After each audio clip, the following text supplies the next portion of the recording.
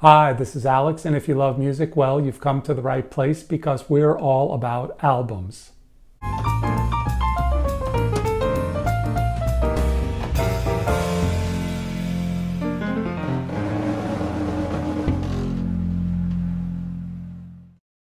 Before getting into today's video, I'd like to bring you up to date on some of my recent videos as well as some comments from some of the viewers. Since my last video where I spoke about some of the problems vinyl was having and if vinyl's rapid growth may be its downfall due to the limited availability of pressing plants. From last video's comments, someone named Detroit Stars pointed out that there has been press releases as to many new pressing plants coming online soon. So there are several plants opening up. The first is, the biggest news, is Mobile Fidelity and Music Direct. They will be opening up pressing plants in California, and that should be open in 2023. In their press release, they stated that they are going to start with 8 new presses. For those of you who don't know, Vinyl Me Please is a vinyl club where you get monthly titles that can be picked out from several various genres. And Vinyl Me Please will be opening up a new pressing plant in Denver later this year. And finally, United Record Pressing announced that they will be expanding their pressing in Nashville, Tennessee. Next, on one of my recent videos talking about the best live albums, I included the album entitled Waiting for Columbus by Little Feat. And that album hasn't been available for quite some time, but good news out there for those of you who are trying to find it. Being released very soon, July 29th of 2022, Waiting for Columbus will be remastered and re-released by Rhino Records. Rhino Records is a subsidiary of Warner Brothers. They have been around for quite some time. They've been around since 1978, and they have done usually a very, very good job with their reissues with both good sound and high quality reproduction of the jackets. So that's one to look for those of you who've been looking for that album, Waiting for Columbus. Your wait is almost over. The Waiting for Columbus album is a double live album, but for those of you who want to spring for the CDs, they will be an 8 CD set, which will not only have the remastered album, but will also contain many performances that the band gave in their 1977 tour, and now for this video's Overlooked album. I have been talking about more recent releases on the Overlooked albums, but this time I thought I'd go back a ways, back into the 1970s. The album I want to talk about is the third studio release by the English band Bebop Deluxe. This album is entitled Sunburst Finish, as you can see here.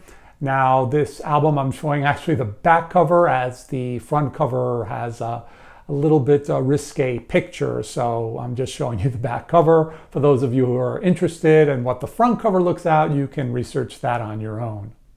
Bebop Deluxe is fronted by guitarist extraordinaire Bill Nelson. Now, Bill Nelson is the best rock guitarist I've ever seen live in a concert. He just was tearing up the stage. Sunburst Finish featured the band's first top 40 single, and that is entitled Ships in the Night, which reached number 23 in the UK. So why is it that I like this album? Well, this is just a great through and through rock album. It has sensational guitar riffs, and also the songs are quite memorable in that they're a little bit quirky and they tend to stick in your head, and I kind of like albums like that. Although this is really a very strong album in my opinion, this is not where they shine. The band typically is way better in a live performance, and for those of you lucky out there to have seen them, you know what I'm talking about. However, for those of you who are still interested in finding out a little bit of what they may have sounded like, you are in luck. And that is because recently in the June release of Record Store Day, you can still purchase the live album that they did called Live in the Air Age, and that is a play on their song entitled Life in the Air Age, which does appear on the Sunburst Finish album. And this is what the album cover looks like. It is a 3 vinyl set, and I believe a couple of these songs did appear in the FM radio back in the late 1970s. Anyway, that is my overlooked album, Sunburst Finish by Bebop Deluxe. On a few of my recent videos, I've been talking about both my list of the greatest live albums as well as my favorite live concerts that I have attended. And keeping in that regard, I thought today's video I would talk about things that sound alive. Now, what do I mean by that? Well, I mean recordings that sound like you were there. That is, you were there when the album was recorded. Obviously, I'm not talking about live albums because that's kind of cheating. What I'm talking about is very well recorded albums fooling you into thinking that you were there. And actually, I want to turn that around. Actually, I should say that it sounds like they are here, meaning that the artists have come into your room and are performing for you a private concert. And isn't that what it's all about? Feeling special with the band just for you? So what makes a recording sound like a live event? In other words, what are the things that have to be accomplished to make the album come alive? There are several factors that have to all come into play to make a great live sounding recording. And first and foremost, there is no surprise, it's the recording engineer. Now, I'm not just merely talking about a guy who can turn the dials and know how to mix everything and make everything sound good.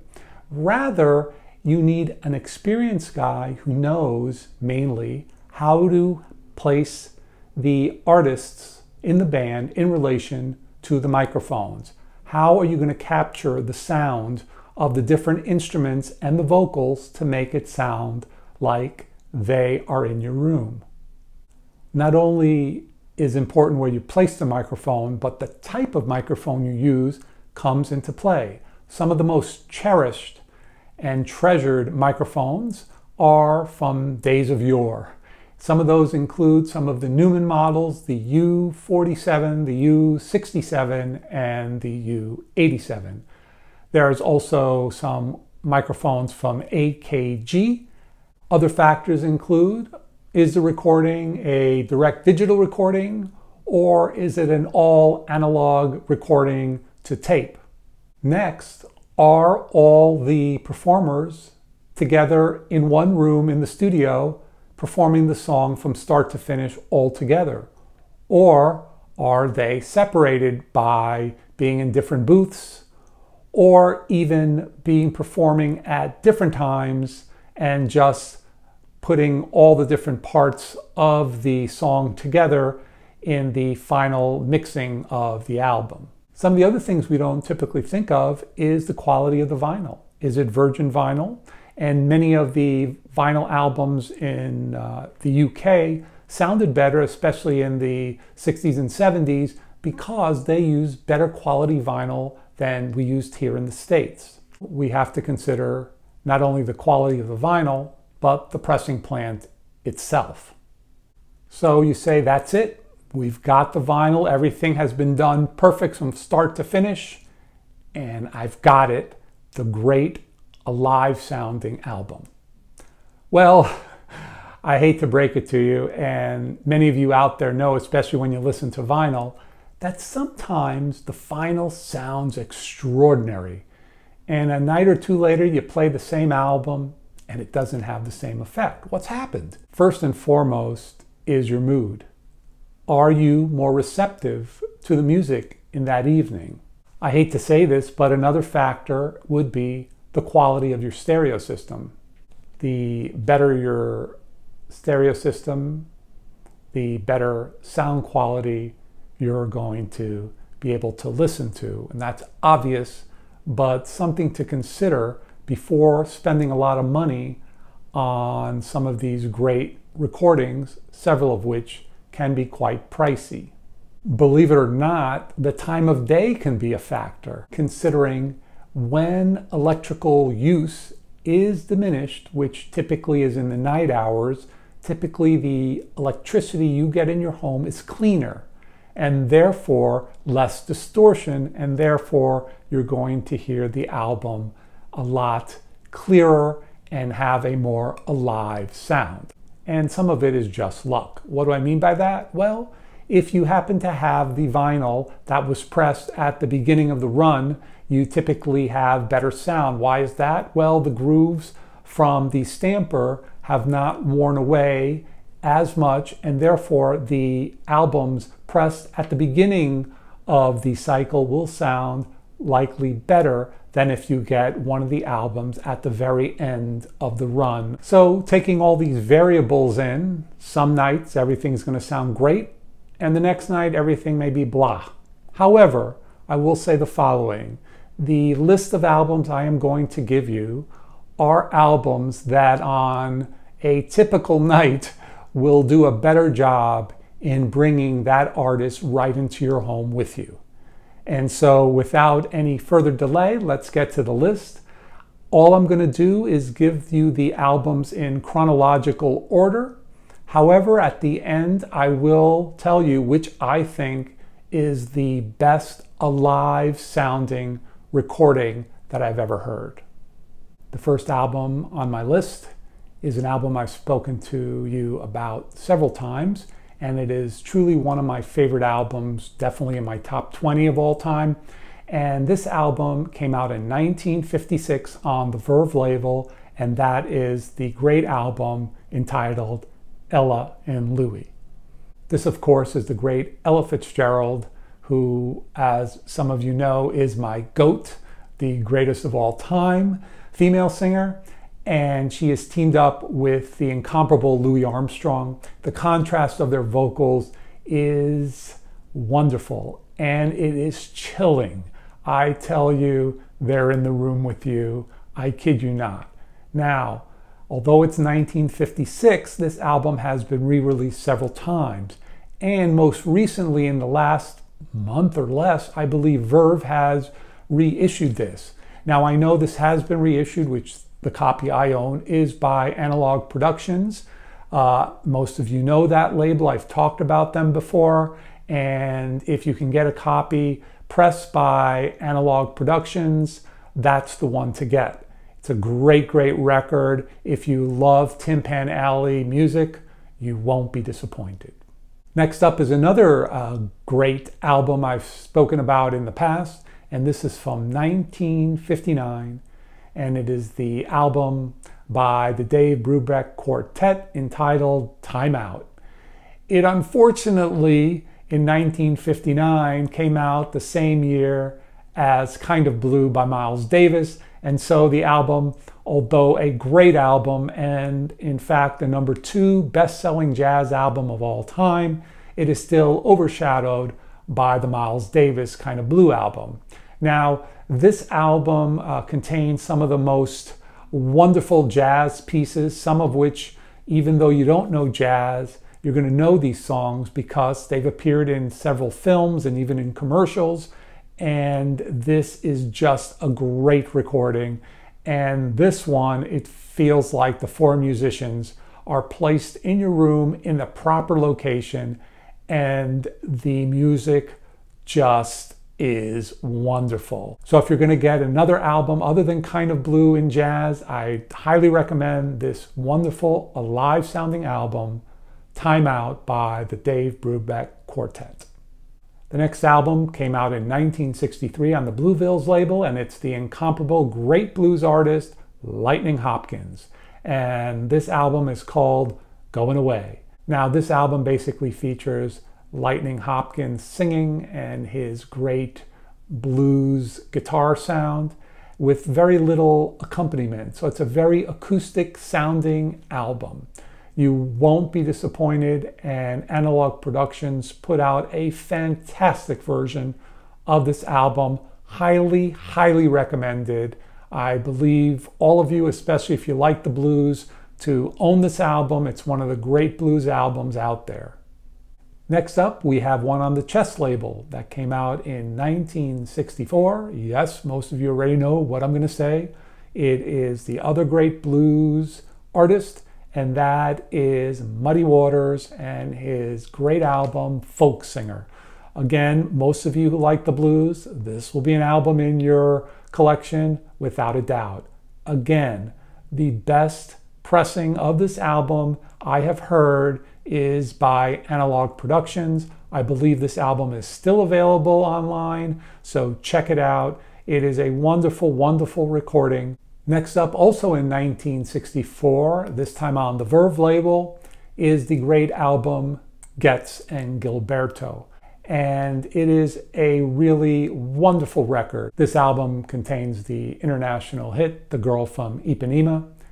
And it is just a fabulous recording. Again, right there in your room with you. You hear the great guitars being played and the wonderful, lush sounding vocals. Now, this album, again, I keep sounding like a broken record.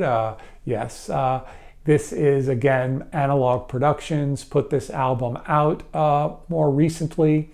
And I do believe they still have copies of this one floating around, because I think this is the second pressing they have done, or maybe even the third pressing they've done of this album. So if you don't own this one, it is truly a classic album. Next, we move several decades ahead to the 1980s, and we get to the album that was released in 1988 by the Cowboy Junkies. Yes, you guessed it, Trinity Sessions.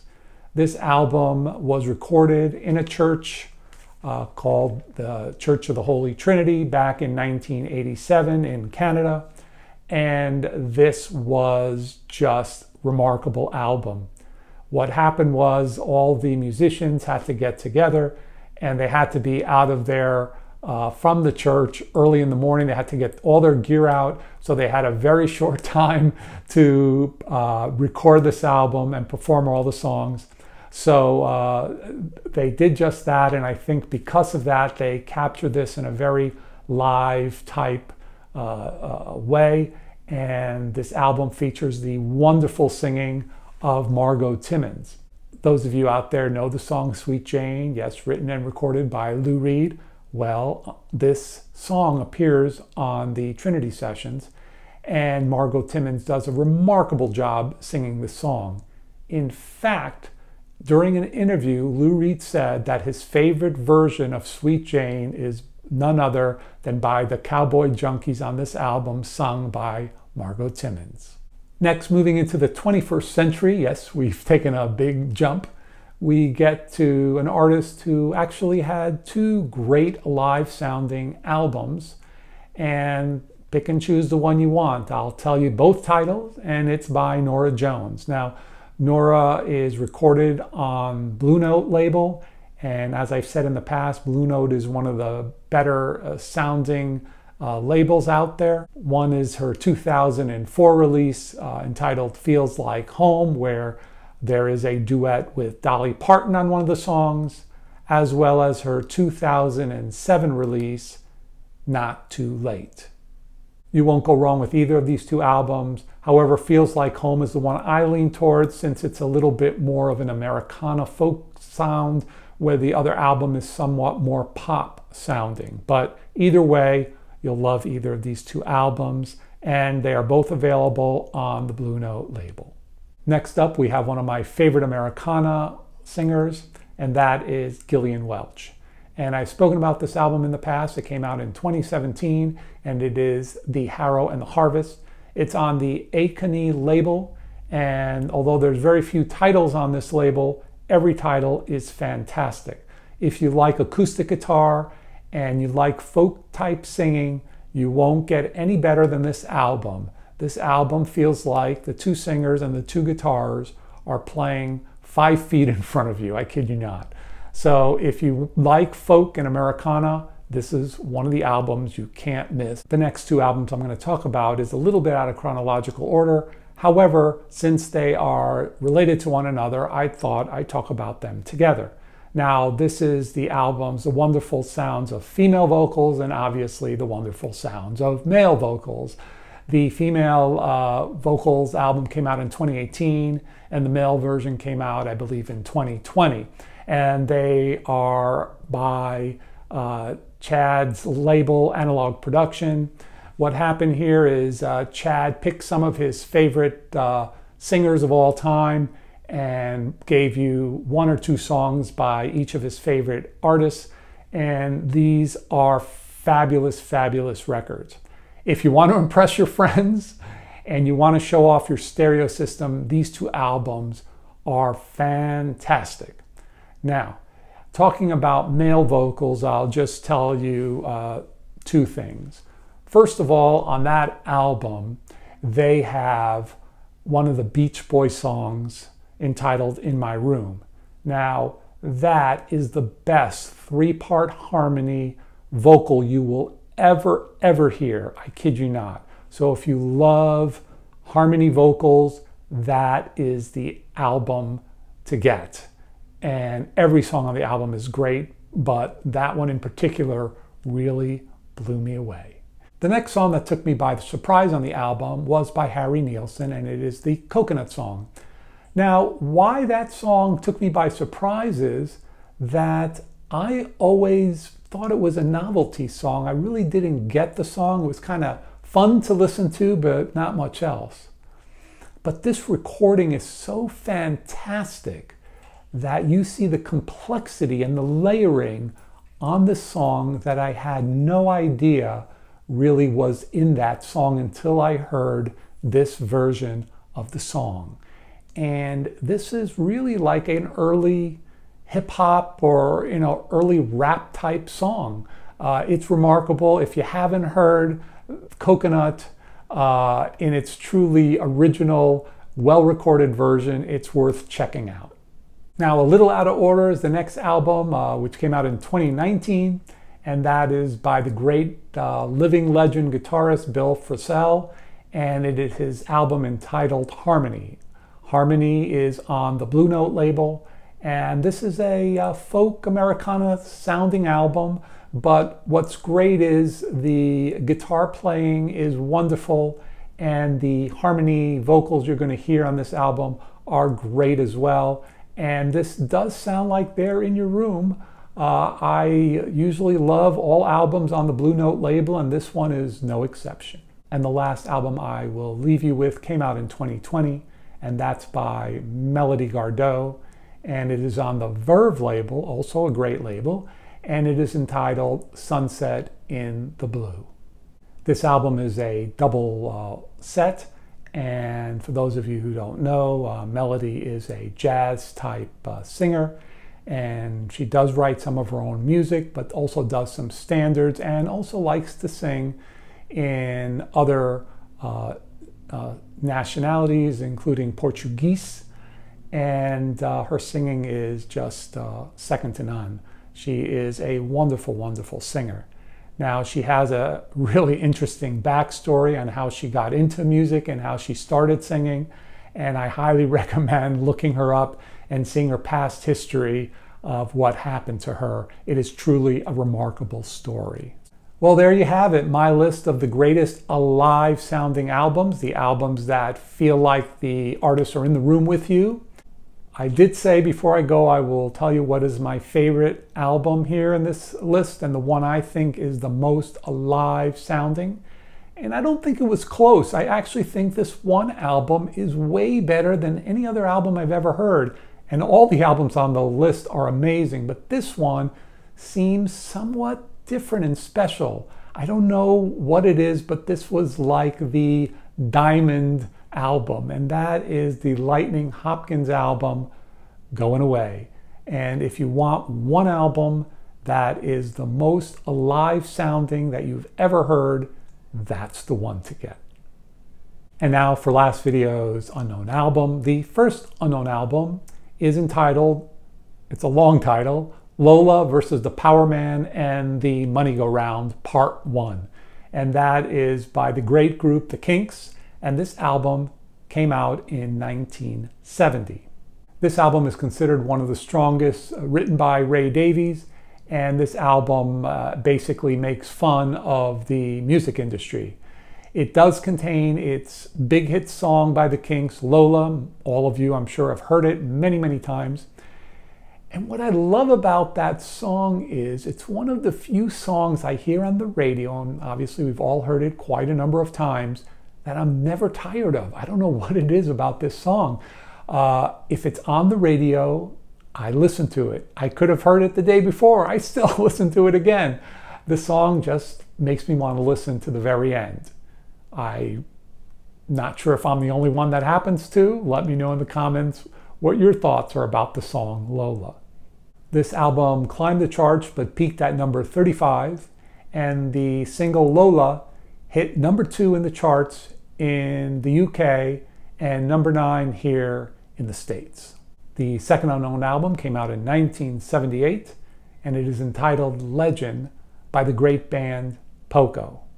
This is a truly great album cover. This album cover is stark white and has 20 black brushstrokes, which makes the image of a running stallion. Now, Poco is a country rock band, one of the early ones that formed in 1968, and the band was made up of very many famous musicians. First off, one of the original members is Jimmy Messina. Yes, that Jimmy Messina. And also, he had Richie Furay with him, who is one of the members of the Buffalo Springfield. Another original member of Poco was the great Randy Meisner. And many of you know Randy Meisner was one of the original members of the Eagles. And Randy left Poco towards the end of the recording of their first album.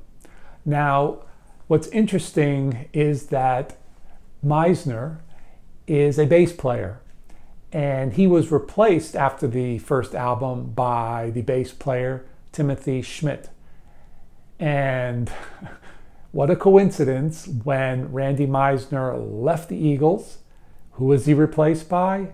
None other than Timothy Schmidt. The album Legend was their most successful studio album, but it was their 11th studio album till they finally had a top 40 hit. This album most likely did well for them in that it had a little bit less country sound and more of a pop sound.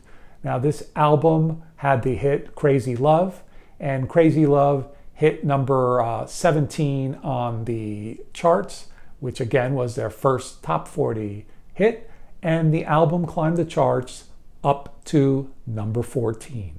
So in the comment sections, those who responded to the unknown albums, all of you got Legend correct, but I was surprised. Only 1 or 2 of you got the other album by the Kinks, Lola. I was really shocked. I thought that would be the easy one. And now for this video's unknown album, the first unknown album.